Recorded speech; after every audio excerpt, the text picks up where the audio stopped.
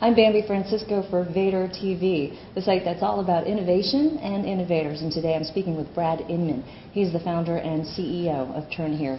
Brad, thanks for joining us. Pleasure to be here. Your sort of an inaugural interview. Oh, fantastic. I feel special. Now, TurnHere started 2.5 years ago. You're producing high-quality, low-cost videos around the world. And what type of videos are you creating today, and how much are you creating?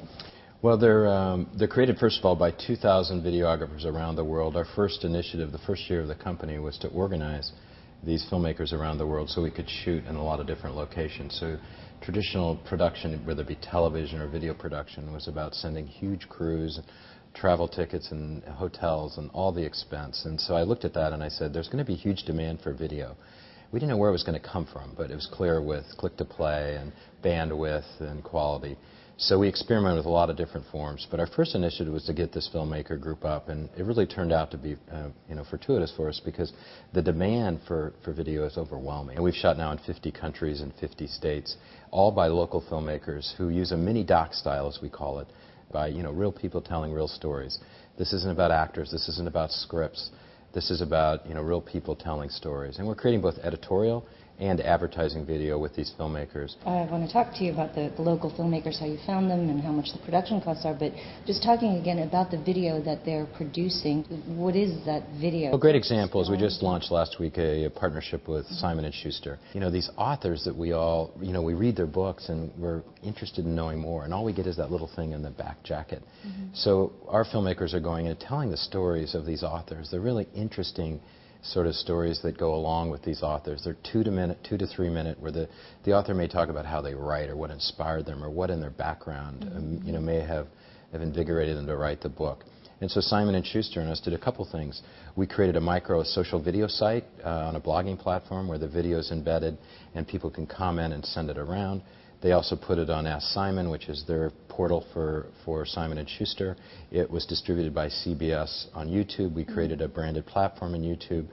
So this is about creating great stories and distributing them. Where do you have the largest concentration of videos?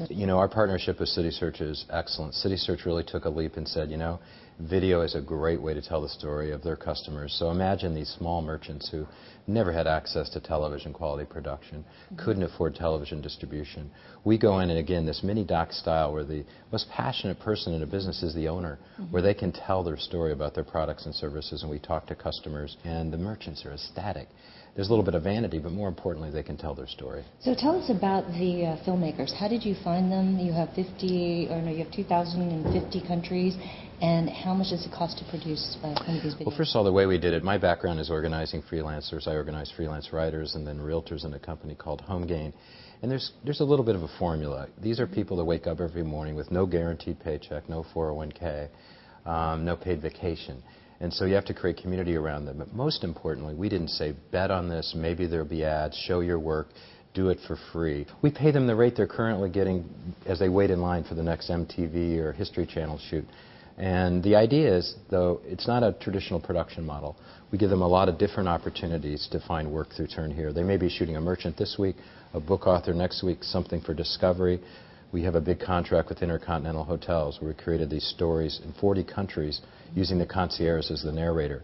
How much does it cost a merchant to create a video? Well, merchants can get a video for as little as a few $100s and then a monthly subscription fee. So it's really quite remarkable, the cost of media. What's going to be driving the economics of your business?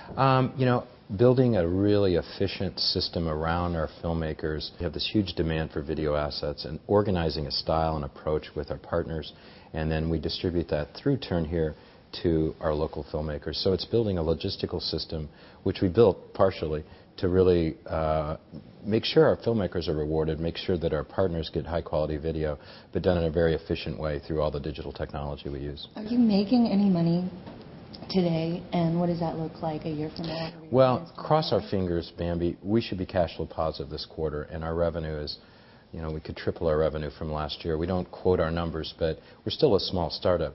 But I think what we've proven that, there's a lot of ideas out there about video on the internet and how they're going to monetize it. We chose to go out and do something that we knew would instantly generate revenue for the company. And Spotzer and Spot Runner create ads for local merchants as well. Do you see them as competitors? And if they are, at least for part of your business, what is your competitive advantage? We are really a big fan of SpotRunner. We think it's a great company. And again, I'm passionate about that local merchant. My dad was a small retailer, and he could never afford television quality advertising. What SpotRunner is doing is providing a formulistic but a very good creative in putting up in television. We're doing the same thing on the internet. We've only scratched the surface. Small merchants have never had these kind of things, so I don't see us as competitors whatsoever. Is your concentration of the small merchants in the U.S.? Yeah, really in the small merchant area, but in travel, like we're doing work for TripAdvisor overseas, we're doing work for Intercontinental Hotels overseas. Discovery, we're doing stuff for overseas. The overseas market is very big. And what's the ROI for them? Are you seeing that they're getting more clicks on their videos? Early days of the internet with YouTube and all this debate about television content moving to the internet, it's been about entertainment. My interest in this, I think this is about e-commerce. This is about conversion, whether through editorial content or advertising content. Once you're emotionally engaged, which the internet has never provided, people, that's half of every buying decision. It's the analytics, of course, that's the web's been good at that, but we've never been very good about the emotional element. And now we add that, and I think it's going to increase conversion. So that's why we think e-commerce and video is much larger than entertainment. Are you raising funds? And no. So, no. I put in the first the investment dollar. Will Hurst joined me as an angel investor, and right now fundraising isn't part of our plan. We wish you the best of luck, Brad. Thank you. I've been speaking with Brad Inman. He's the founder and CEO of TurnHere. I'm Bambi Francisco.